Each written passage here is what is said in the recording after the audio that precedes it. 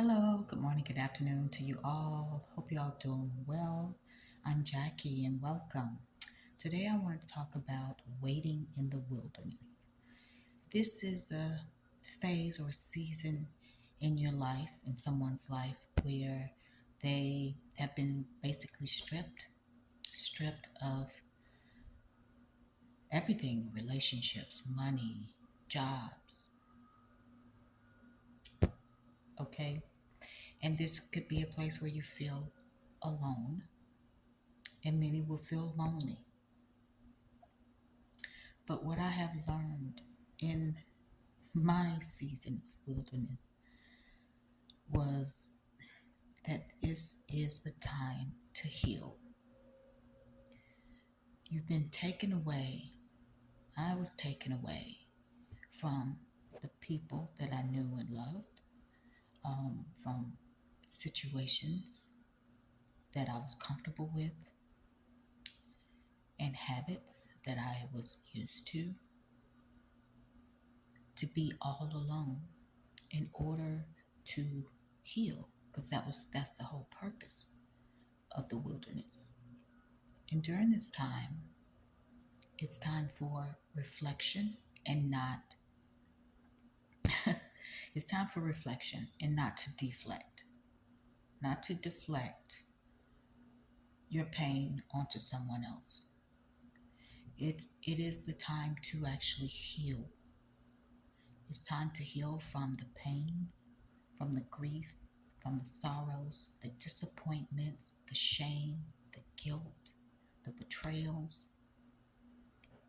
And and I know in my case I didn't do anything to deserve most of the things that happened to me. But ultimately it was my responsibility to heal myself. And I had to learn to forgive even my enemies. But because I was so stubborn, my wilderness season lasted at least 2 to 3 years longer than it had to, because I didn't want to forgive. I didn't want to forgive certain people. I felt like I was justified in being angry. And even when I was going to a therapist, even the therapist was saying, "You keep talking about them, but what about you?" But I'm like, "I didn't do anything wrong." She's like, "That may be the case, but you're holding on to the pain, and that it was I that needed to release the pain. And how I did that was really up to me. Yes, this happened. No, I can't change it. So how am I going to choose to move forward?" And it makes a big difference. And it's not to say that you forgiving someone means that you have to deal with them in the future. No, it means that you forgive them because you don't want to hold on to these negative energies that is actually delaying your blessings. So just understand that also during this season that you will become closer to God, the higher creator, the Holy Spirit, source of everything, because you'll be more dependent on yourself and the Holy Spirit for whatever that you need. And that can be any and everything, from actual healing and comfort to finances to healing of the body. It can be anything. But the whole idea is to build a stronger relationship with the Holy Spirit and with yourself. So I just wanted to say that even also during this time, that there's a very good chance that we all have gifts, that your gifts will be unveiled to you, revealed to you.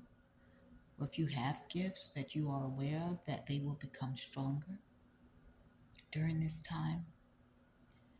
And just know that, let's read my notes. That the whole process is really about healing. And you ultimately determine how long that takes. How long are you going to be in this season of wilderness, of lack? It really depends on how fast you can heal. Again, it's not to speed through the healing process, it is truly to go through it, to release all the negative emotions, work through it, forgive them, and to love them, because that is the ultimate goal, really, is to love your enemies, to love those who hurt you the most, even those that betrayed you. And again, you don't have to deal with them anymore if you choose not to, but that determines how long a person is in their wilderness season. And the best thing for me was writing, when I would journal my thoughts and my feelings onto paper, just to get it out, to let things flow. And then to come to a point of peace with the situation or with the person. And then there were times where I just didn't understand certain situations or people, or why they did certain things. And then I went directly to my higher self, the Holy Spirit, and asked, like, what is it with this person? What is it about our relationship? What is it? What is it that I'm missing? And then I was shown. And then I was shown a pattern from the beginning of our relationship and to the very end. Like, there was certain negative patterns that I had allowed to stay in our relationship. And it didn't matter who it was, whether if it was family, whether if it was friends, associates, co-workers, it didn't even matter. But I was shown a pattern that I had allowed, I had not addressed, that I had accepted on some level, and told them that this is okay to treat me in such a way. So I was put in the wilderness season because I had to see clearly what was around me, who was around me, what was not healthy for me, what was really dysfunctional and toxic for my health, for my spirit. So the wilderness season is definitely not in vain. It is truly to heal you and to strengthen you, and for you to be more reliant on yourself, your higher self, and the Holy Spirit. Again, we determine how long we stay in the wilderness season. No one else but us. No one else but us. So take the time to heal. Take the time to forgive. And send those people love. Those people that hurt you, love. Because when you're in the wilderness season, you're not truly understanding, because the pain is blocking your vision. You can't see clearly. But what it is these demonic spirits, these evil, negative spirits that are using these people to attack you in different ways. These are spirits using these people like puppets that caused you pain. Because we have to remember that this is spiritual. Even though it physically happened here on earth, but it started in the spirit. And the Holy Spirit has to pull us away in order for us to see things clearly, and so that we can have a better understanding of the spiritual warfare that you have been in. So just know that you may be in the wilderness season now, but you will not always be in the wilderness season. And know that at some point you'll get out of the wilderness, and then you'll be able to help someone else who may be in the wilderness season. You'll be able to pour wisdom onto them because of your own personal experiences. So just go ahead. If you have to cry, you need to scream, yell, whatever it is you need to do to get this negative energy out of you. You need to write, you need to pray, meditate, whatever it is that you need to do to heal yourself, you go ahead and do that. That is, hey, if you need to see a therapist, see a therapist. Because I'm okay with that. I had to.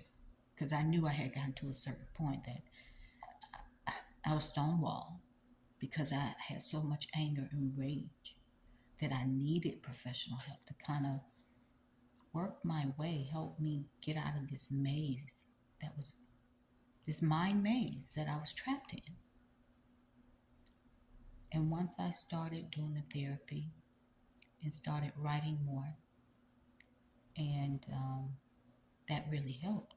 But one thing that I know that really helped me a great deal was when I began to write letters to the people who hurt me.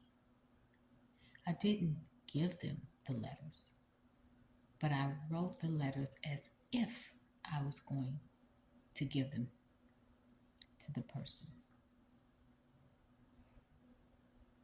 So that could also help you to release all these negative emotions that you have inside. But ultimately, you determine how long you stay in the wilderness season. And as much as we like to point fingers at others, and that was me as well, point fingers at others about what they did, and I didn't do anything wrong and I didn't deserve it. In the end, it was up to me to do the healing for myself. And that's the truth. So I hope that this encourages someone to keep moving forward, to do the healing that is needed, and to become stronger so that you and wiser so that you can help someone else in the future. I appreciate you all stopping by and listening. And until next time, take care of yourselves. Bye.